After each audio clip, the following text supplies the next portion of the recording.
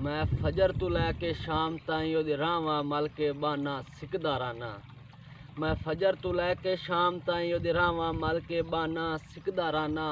हो सिकदन जियारत सजना दी गम हिजर फिराक दसाना सिकदा रहना।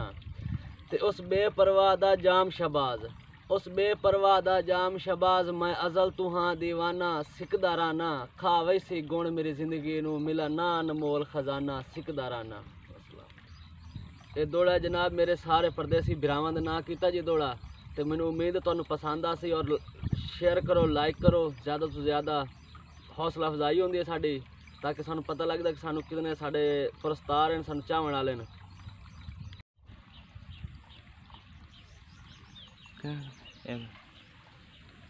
रोक के स्टाइल च भी बना दी टिकटॉक ते नवे नवे शहर आंदे पैन ते नवे नवे भाई जी शहरो शायरी सुना रहे हैं, ते सानू भी खिदमत का मौका दो।